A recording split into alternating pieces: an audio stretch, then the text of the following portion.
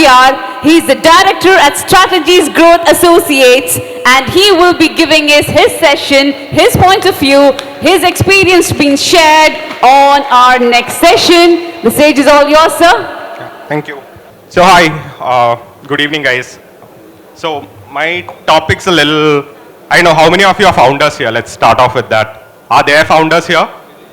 Okay, glad to see a couple of hands here. And I am going to be talking about power of product-led growth, especially for SaaS companies. So we'll start off with a general introduction. There are going to be a couple of slides. I want this to be an interactive session, so if you have any questions, please feel free to, stop me, raise your hands, and I'll be more than happy to take your questions. So yeah, what is product-led growth? So you guys, there are a lot of founders, there are a lot of people who are working in sales, marketing and everything. So we'll start off with what is product-led growth. Most of the companies we know right now, we do sales-led growth. There's a sales team, there are a couple of people, we need to retain them, we need to train them in certain multiple ways, and then they go after specific locations, or they go after a set number of clients and they try to close deals. That is where product-led growth comes into play. So this is a strategy where the product is your salesperson. Your product or your SaaS product is the salesperson on its own. That's the one driving customer acquisition. They are the ones engaging your customer, and they are the ones who are retaining your customer as well. So that is what product-led growth means. The best part about product-led growth is that your product works in such a way that you can form sort of like a cult. There are people who are going to be customer advocates for your product, and they'll be talking about your product, and you will get a lot of referrals as well. So for someone like me or some of the founders here, where we are running an organization from a place like Calicut, where we are finding it difficult to find the right talent, that is where PLG actually works in our favor. Your product is the person. It's a machine. It's a program which we created. So you don't need to worry about it running off anywhere. Or you don't need to worry about retaining this person. So that is where PLG is coming into play. So before we go on to the next thing, or before I start discussing about strategies on how we can implement PLG, in case you already have a software, how do I implement PLG or product-led growth? That's the next question that all of us have. So before that, we need to understand, when do we implement product-led growth? So is it a very early stage company that needs to do product-led growth? As soon as you start a firm, or as soon as you get an idea, is that when you focus on PLG? No, that wouldn't be the right way. Because for product-led growth to work in a certain way, or for it to to work in the right way, you need to understand your ICP, your ideal customer profile. You can't sell the same product to, let's say, hundreds of people. You can't sell it to me and all the other people in this crowd. Your ICP, or your target audience, ideal customer profile, or your exact target audience would be, a set of people in this group. So that is what you need to identify first. And that requires a lot of market research. You need to talk to your customers. You need to have your first set of, let's say, 50 or 100 paying customers. So one question which I get a lot is that, I have been talking to investors, I have been talking to clients, and there is a lot of positive response. But that is not going to cut it. You don't get into a product-led growth strategy if people are just interested. You need it. You only go after PLG once you have paying customers. People who understand the value and they're going to pay for your product. That is when you have a product market fit. That is when you understand that there is a requirement for this product. So if you're just going to start off and you're going to implement PLG, you're going to do all the, PLG is very tech heavy.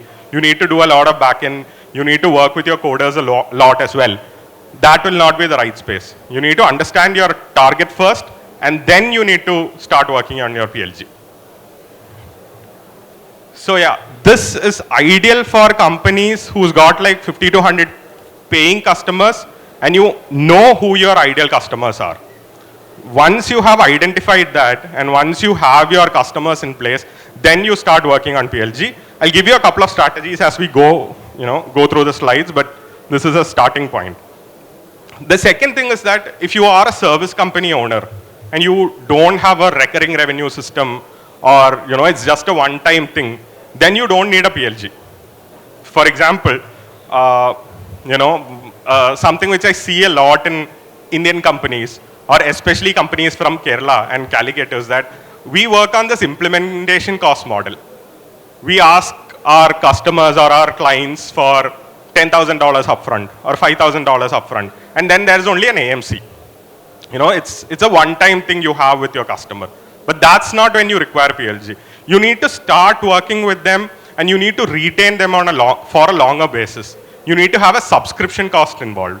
That is what SaaS is. You need to have a subscription cost, you need to have a recurring communication. So one thing, I'm slightly deviating from this topic, is that what happens with the subscription model is that people are more happy to try your product out. If you go to, let's say, X client, and you're going to say that I need $10,000 upfront for my implementation cost, people are going to back off. Why would they want to take that much capex? Because we are not Accenture, we are not, any of the high companies. You're from Tier 2, you're from Calicut, you have 50 or 100 clients. So then we need to start working on a SaaS model where you are giving them a free trial to start off with, or you're giving them a small point to start off with. Give them 21 days trial, give them a month's trial, and then you try to get that subscription amount every month. So that is what the SaaS is. And once you have a SaaS or freemium model, then product-led growth makes sense. One more interesting insight is that, so this is something which I think Deloitte recently released. So there, as I mentioned in the beginning itself, there are two kinds of sales or growth processes. One is sales-led and one is product-led. The problem with sales-led is that the churn, especially if you're a SaaS company or a product company, is that people will drop out because you need constant connection with this person or with this company, which takes a toll on it. So what PLG does is that your product does everything. So you're effectively, or to a larger extent, replacing your sales team with your product itself. Yeah, and finally, as the slide mentions, once you have your PLG strategy in place, then you have a product-driven acquisition as well as retention channel. So when I say acquisition, there you can integrate a referral program into the whole thing, where you get newer customers coming in. And as far as retention, you can figure out multiple other opportunities as well. You can expand revenue, you can upsell within your product itself. So these are some of the points. Let's say you listened to my talk over here and you understood that there is some positiveness in product-led growth. Then you need to focus on these 5 things. So the first thing is that you need to actually create a lot of value. First thing about product-led growth is that you can't work with a half-baked product. That is why I've been saying throughout the talk that you need to find your product market fit. You need to understand your ICP. Only and only after that do you need to have a product-led growth strategy. The second thing, again, this is also what I mentioned throughout, you need to have a free trial or freemium model. Let's say in a sales-led process, you have this one amazing sales guy. Can be me, it can be you, the founder, or another person altogether. And they'll be selling your product. There's a human connection and they'll be able to sell you things. I mean, there are salespeople who can sell salt in the middle of the ocean, right? So that person is required. Here, what you require is your product to shine. And for your product to shine, they need to understand your product. So that is why a trial version is very, very critical over here. The third thing is onboarding. So again, as mentioned earlier, there is no personal connection over here. There is no salesperson who's going to tell about your product or give them a demo or take them through all the features. So your onboarding has to be perfect. It needs to give them all the important things. They need to as a user onboards, they need to be aware of all the major features and all the major attractions in your product. So that is why your onboarding flow becomes very important. So again, self-serve features, here also, it all ties to the same thing. What we are trying to eliminate is that there's this term called SPOC or POC, point of contact. You don't need to have a point of contact. You don't need human intervention in product-led growth. That is what we are trying to, imbibe using PLG. So yeah, and the final thing here, again, this is also due to lack of human interaction. You need to have a feedback loop. Feedback is very important. One of the companies who's implemented PLG in the best way is probably Slack. You all know Slack. Slack is a collaborative tool. It's like MS Teams of sorts. So they didn't do any marketing in the beginning. They had a very clear product. They got their first 100,000 customers. And then they did product-led strategy in the best way possible. And now they have 18 million users, and they recently got acquired as well. So once you have your PMF, you understood your ICP, that is when you start focusing on your product-led growth strategy. So let's say we have everything, we created a product-led strategy, we understood our ICP. How do we know this works? You had a salesperson before who would say, I'll get sale this year, this month, I'll get sale next quarter. So we have a person who we could measure. But in product-led growth, how do we measure something that is mechanical? These are some of the five matrices which I would recommend for sure. You don't need to recommend all the 5. You can probably, measure 3 or 2 as well. You can have something called as North Star metric. These will be your matrices that you need to focus on. So here what we are focusing on, or what I recommend, again, this can change from product to product altogether, is one, activation rate, and the other one is conversion rate. Both are very similar sounding terms. Activation rate is basically the steps you want people to go through your app. As somebody onboards, you can give them 10 multiple steps. They should fill in their bank details. They should go through XYZ process. They should upload their other documents. So all these things, once they filled, let's say 5 or 10 steps, that is when you can confirm that one of your users has been activated. Similarly, conversion rate is when a free trial customer or a freemium customer converts to a paying customer. The moment they give money to you or put their credit card on file and has that first payment, then you can say that that user is converted. Similarly, we have expansion revenue. What we can call as expansion revenue is basically upselling revenue. For Slack, for instance, they'll give you 4 features for $5. And as you start using the product and you understand the strength of the product, then you want to get the next tier or you want to get the next premium for $10. So that needs to happen. You need to concentrate on what the expansion revenue is. You can create a program that'll run on its own, but you will always need to make changes to the program and make sure that you're keeping up with everything else as well. That is why the expansion revenue or upselling revenue is important. The fourth thing is retention rate. This is where there's a very clear difference between the sales people whereas product-led growth.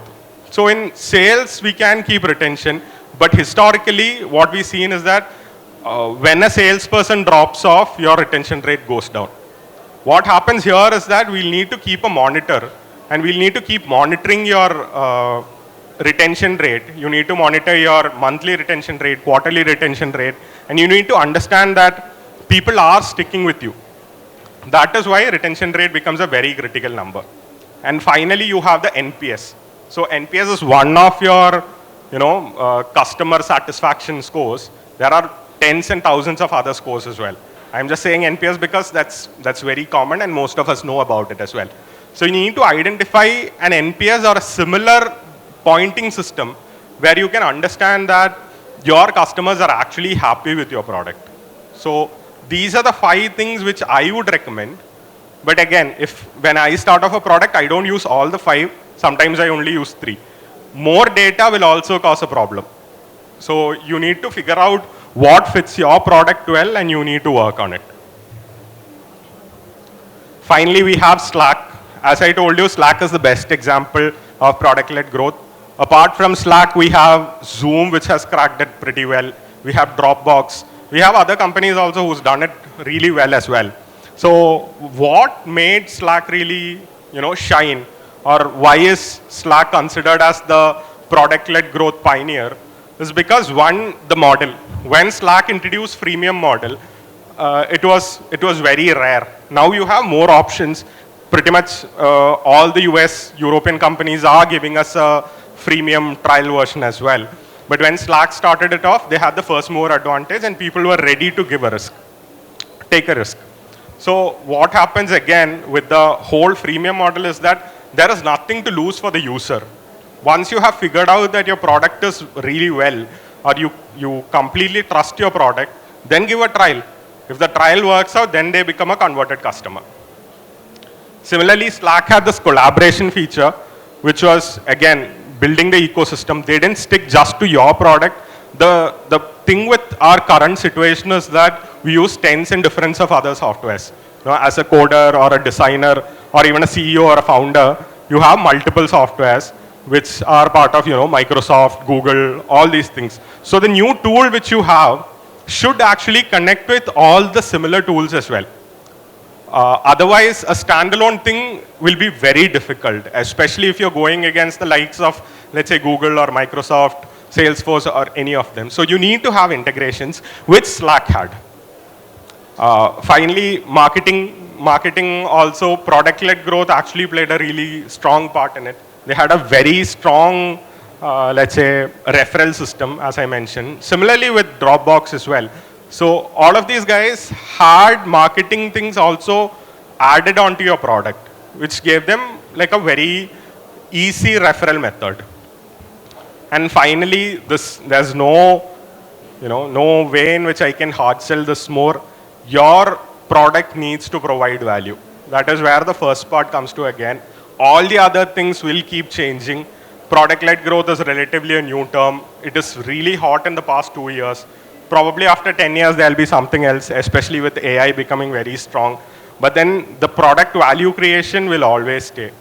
That is why finding your product market fit and having your ICP, your ideal customer profile, will always be critical. So yeah, finally, I have given you a glimpse of product-led growth. It was a very quick session. It's only 20 minutes, 15 minutes probably. What I was trying to achieve when I got this opportunity to address, customers and founders from the Calicut fraternity and probably the Kerala fraternity is that what can I help them? How can I help them? How can I help them to choose between what sales process to go behind? Should it be sales-led or should it be product-led? What happened with Slack is that they did product-led growth. They were able to crack a lot of people. But then Microsoft came into the picture. Microsoft already had a very strong base. They did a mix of both. They did sales marketing, plus they did product-led marketing. And now Slack is at 18 million users, 18 million active users, and MS Teams has around 200 million active users. So that is the strength they had. If you are going to start off with, or once you start, once you start your sales process after identifying everything, then you will need a mix of both. Sales-led is never going away. There needs to be human interaction. But what you can do is that your product needs to be equally strong as well. Your product needs to have all these items so that just like how, the earlier session was saying about how AI can be an enabler, product-led can also be an enabler. It can help your whole sales process. So yeah, that is pretty much it. If you have any questions, I'm all ears. Any questions from the crowd? Hello. Sir, എൻ്റെ പേര് അലോക് എന്നാണ്. എനിക്ക് ചോദിക്കാനുള്ളൊരു question എന്ന് വെച്ച് കഴിഞ്ഞാൽ ഈ product based ബിസിനസ്സും ഉണ്ട്, service based business already run ആവുന്നുണ്ട്. സോ നമ്മുടെ നാട്ടിൽ ഞാൻ കഴിഞ്ഞ തവണ ഒരു ഫെസ്റ്റിന് പോയ സമയത്ത് ഒരു ഐഡിയ പിച്ചിങ് കോമ്പറ്റീഷൻ ആയിരുന്നു. ഏകദേശം ഒരു 60% ഓഫ് പ്രോഡക്റ്റ് ബേസ്ഡ് ബിസിനസ് ഉണ്ടായിരുന്നു, ഒരു 40% ഓഫ് സർവീസ് ബേസ്ഡ് ബിസിനസ് ഉണ്ടായിരുന്നു. Most of the investors seed funding കൊടുത്തത് പ്രോഡക്റ്റ് ബേസ്ഡ് ബിസിനസ്സിനായിരുന്നു. സോ അത് സർവീസ് ബേസ്ഡ് ബിസിനസ്സിന് കിട്ടാത്തത് നല്ല ഐഡിയാസ് ഉണ്ടായിരുന്നു അവരിൽ. ബട്ട് അതിൻ്റെ കാരണം അത് നമ്മുടെ ടീമാണോ, ഇപ്പോൾ സർവീസ് ബേസ്ഡ് ബിസിനസ് നമ്മൾ ടീം ബേസ്ഡ് ആയിട്ടാണല്ലോ റൺ ചെയ്യുന്നത്. ആ ബേസിക്കലി നമ്മുടെ ടീമിനെ ഡിപ്പെൻഡ് ചെയ്തിട്ടാണോ അതോ പ്രോഡക്റ്റ് ബേസിനുള്ള ആ ഒരു ഹൈപ്പ് കൊണ്ടാണോ basically?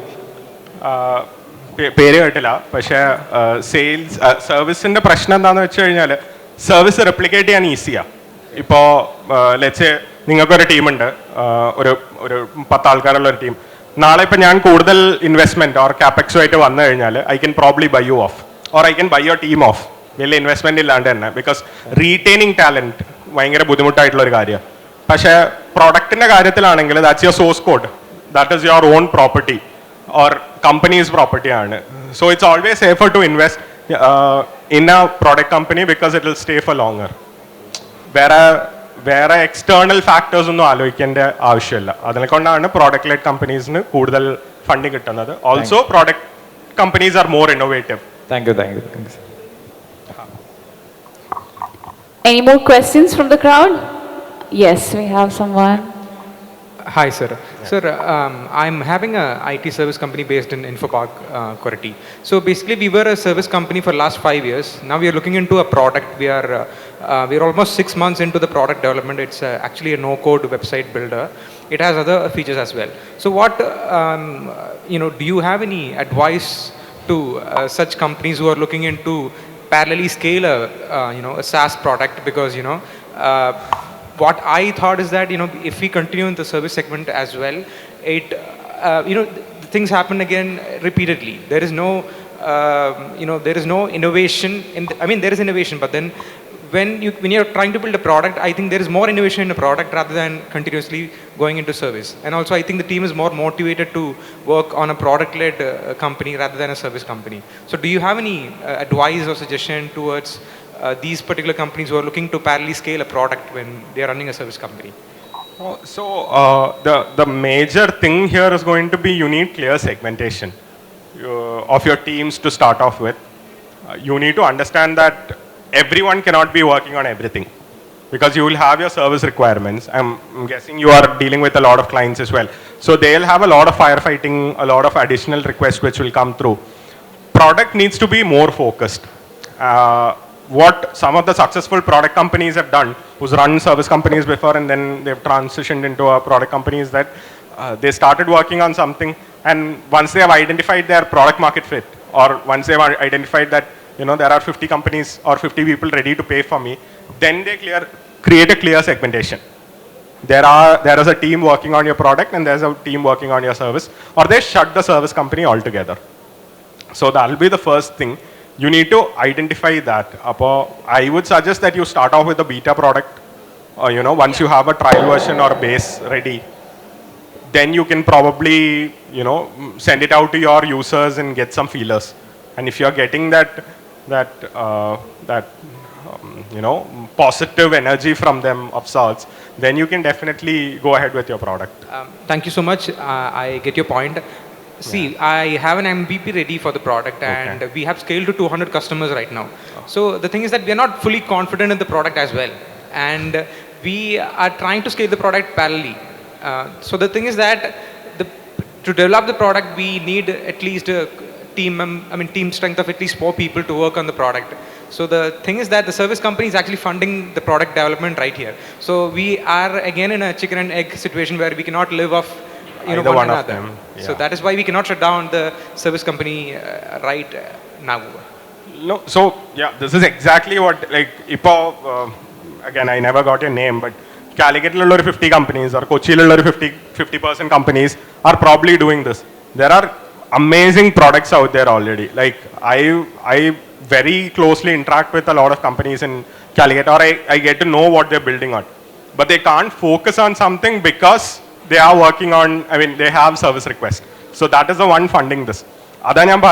You need a clear transition. And one additional way is that atrem resources undavilla where you can spend on both these things. That is where a strategy like product led growth will come into play. So if your product can be a salesman, if you put in a little bit of tech-heavy things behind it, and you create a clear product-led strategy, then you got it sorted. Adadinte variki market ചെയ്ത് it'll start fueling its own money. So then you can concentrate on your service business as well. And once you reach a level where both of these are working on a positive note, then you will have a tough call to take. Thank you. We have one more question, I guess. Yes. Good evening, Manu. Hi. Yeah. So my thought is like my query is, so you said we need to start with a sales-led approach, then the product-led sales Correct. will work. Yeah. So is there any particular number or some metrics where we can actually identify, okay, now we have reached that threshold, this is a tipping point. Are there any metrics, indicators where that network effect will come in? So that's a very, very general question actually, because it will vary from industry to industry. So what we can do is, I had shown you like 5 matrices which you can focus on. And once you have your conversion rates or actual number of conversion to, let's say, or X number. But again, I can't give you a number from the back of my mind because a lot of other factors are also in play. Okay. I need to understand what industry, because if you're looking at something like or a CRM or an HRMS, which is generally common and everybody, a lot of requirement is there, then your number needs to be probably in the thousands before you can call it a product market fit. For the case that you mentioned, Slack, it seems it is 18,000 or something. So Slack is a behemoth. It's 18 million active users right now. Yeah. So Slack is also something which a lot of people required at that point. Because there were Microsoft Teams illarno, WhatsApp business itra popular aayittillarno. So Teams nu collaborate and there wasn't a proper tool. But right now there are more options. So if you have a first mover advantage and it's a new thing, then your threshold will be low or your benchmark will be low.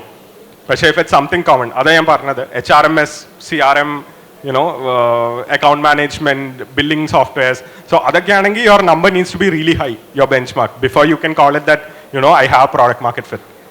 But then if it's a very new tech, let's say, I don't know, something to do with generative AI, where you have a healthcare startup which can assess patients, which you can sell it to hospitals, then you just need probably one hospital. And you have a recurring customer in that hospital, then you have a PMF. So yeah, it'll change basically. Fine, thank you. Sure. Any more questions from the crowd? Okay, let's wrap up. Oh yeah, so sorry, yeah. So very nicely put up, Manu, because I'm from the sales side. I've been a corporate trainer, so I saw that sales, when people are trying to do the sales model, you're moving to the product-led growth. Now, when you look at hardware products, for example, like a 3D printer or any other, I have example for sales and services. So these are ICP, I understand ICP quite well, but how would you approach for the product-led growth strategy for a product which is already established by the OEM? It has to be sent to the distribution model, but selling to large corporate. How does it work there? So I don't know if you went through the entire presentation. There were 2 things which kind of contradicts with this. One, we were specifically talking about software services. Correct. I saw the SAAS. Yes. Yeah, and the other thing is that product-led will not work with big enterprises. That's why I clearly mentioned, when you have mid-stage companies, that is when you can actually work on this. So when you're identifying and you see that, your potential customers are billion-dollar behemoths like probably Samsung or, it's the ticket size we is are also in a manufacturing space, so we are not looking at such a large one, but looking at like a automobile company or somewhere we are selling a product. So we are trying to reach out to a large number of audience in the SME sector, but they want to buy this product. But instead of going through a salesman, you want to talk about your product being ready with all the value. But what is the approach to them? So that is not exactly product-led growth, because you don't have a product who can be a salesman. Correct. But you can use digital methods for sure. And I wouldn't call it product-led growth, but digital marketing in general can be your enabler. It can take you it can prospect, nurture, and take your lead to to probably your 99 percentile, and then the last 1% will have to be from your proper sales. Yeah, but that is completely digital marketing. That is mostly. That is digital not in marketing. your space. No. I mean, that's in my space, but not in space with this In this particular session. Okay, thank you. We'll talk offline.